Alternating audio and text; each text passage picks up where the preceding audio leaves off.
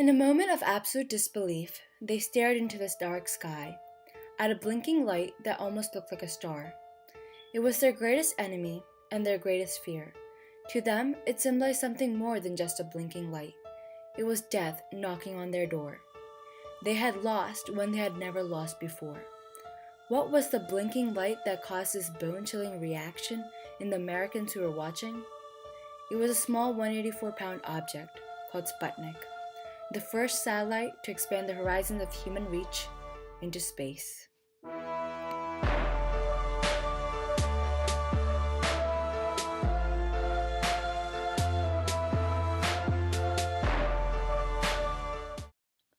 The 1950s was a decade that started with the end of a major conflict, World War II, and the start of a new conflict, Cold War, between capitalistic America and the communist Soviet Union. In 1956, to commemorate the International Geophysical Year, America was planning to revamp its missile program and launch a satellite. However, President Eisenhower, forced to sustain the war economy of World War II, delayed funding for the satellite. The war economy was kept up and running by Eisenhower to defeat the Soviet Union, and there were multiple discussions in Congress on how to eliminate the Soviet Union, like the consideration of dropping atomic bombs on them. Scared and terrified of the USS might, the Soviet Union had no choice but to prove that they were stronger. Soviet leadership invested massive funds and resources to beat America into space. Main goal of all this research just to prevent possible American attack against Soviet Union. The fear of destruction, tragedy, losing, drove the Soviet Union to succeed in their efforts. On the morning of October 4th, 1957, in a stunning moment, the Soviet Union launched an intercontinental ballistic missile that put a satellite in space. It was named Sputnik, which means fellow traveler in Russian. The headlines are about glorious victory of Soviet science, or, as the communist youth paper says in a banner, the first in the world is ours. Finally, for the citizens of the Soviet Union suffering under the overbearing power of the Soviet leadership gave way to pride. They felt as if they had purpose and that they could do anything. After all, the first in the world was theirs.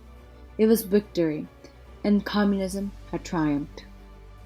This new confidence provided Nikita Khrushchev, Soviet premier, a new propaganda weapon he would use until the end of his time.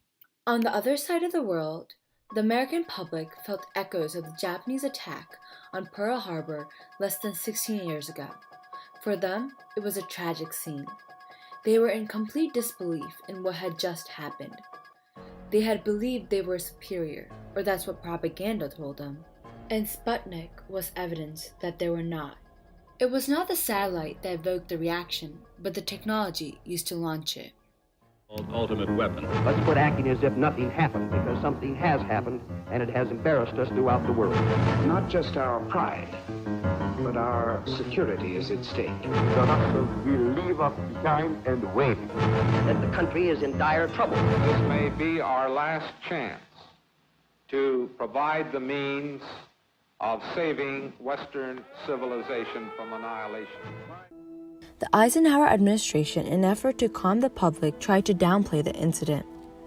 As far as the satellite itself is concerned, that doesn't raise my apprehensions, not one iota. I see nothing at this moment, at this stage of development, that is significant as far as security is concerned. But Americans wouldn't listen, as they were terrified for the future.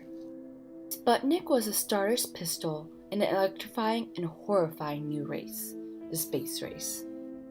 We were convinced as Americans that we were the dominant power in the world. We had to be. So the idea that our arch enemy, the evil Soviet Empire, could beat us by getting into space first was just devastating. This forced Americans to act, leading to the intensification of the Cold War and arms race. The game of one-upmanship had began, and thus a fight for survival had began. Immediately, Eisenhower signed the National Aeronautics and Space Act on July 29, 1958, establishing NASA. NASA was organized to be a strictly civilian agency.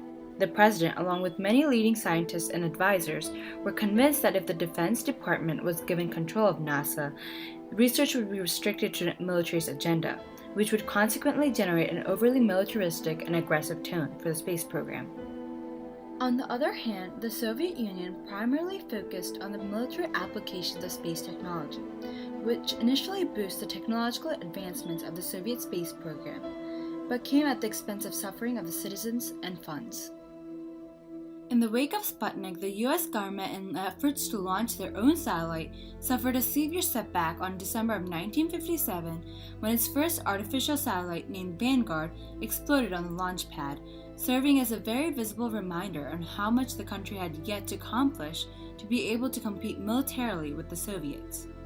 On January 31, 1958, the United States succeeded in launching its first satellite, the Explorer. The Explorer was still later than Sputnik, but its launch sent it deeper into space. However, it was quickly overshadowed by the Soviet Union, as they responded with the launch of 2 additional satellites. It was endless triumph for the Soviet Union and endless tragedy for the United States. But that's not all. Sputnik actually functioned as something of a military boomerang for the USSR, temporarily boosting Soviet prestige, but at the expense of galvanizing America's own technological and military developments in the longer term, ultimately pushing the Soviets into making technological and military commitments that they would struggle to maintain. All of this resulted from one main aspect of the space race: funding. From 1957 to 1964, the USSR increased funding for space expenditures from $0.2 billion to $4.0 billion. This investment in the space programs was extremely expensive, but was paid back in form of several spectacular space accomplishments that create an image of military strength and technological superiority. However, this wouldn't last. 1960 was the last year that the Soviet Union had outspent the United States on funding for the space program. In 1961, President John F. Kennedy was elected to the presidency. He inherited a nation that disbelieved in itself and its strength, and was racked with the fear of the uncertain future of Soviet wrath. Quickly realizing that the public needed triumph with the space program, he presented America with a vision. This nation should commit itself to achieving the goal, before this decade is out, of landing a man on the moon and returning him safely to the Earth. To accomplish this vision, Kennedy increased NASA's budget by almost 500%. The increase in funding prompted the Soviet Union to increase funding as well. However, the Soviet Union was unable to outspend America due to its centralized bureaucracy and economy. July 20, 1969. In a stunning moment, NASA managed to launch and land Apollo 11 on the moon. Neil Armstrong, as he sets foot on the moon, quotes, "It's one small step for man, one giant leap for mankind." America's vision finally triumphed. The American people rejoiced and celebrated one of the most monumental events in history. America had conquered space. The Soviet Union, after many failed attempts, could not achieve a moon landing, and that solidified the American triumph. But that's not all. There's more to this triumph. For America, NASA's investment rippled throughout the economy, supporting critical industries and creating new businesses and jobs. On the other hand, the space program for the Soviet Union proved to be more than what the Soviet economy could handle. The increased funding cut short the amount of funding going to other sectors of the economy, in turn destabilizing the economy itself. The destabilized economy was further weakened by the arms race, which was intensified in part due to Sputnik. The Reagan administration, based on this knowledge, decided to suppress the remaining economy by coaxing the Soviet Union to increase funding on the arms race, following America's increase in funding. The Soviet Union took the bait, increasing funding that eventually led to the collapse of the Soviet economy and the Soviet Union.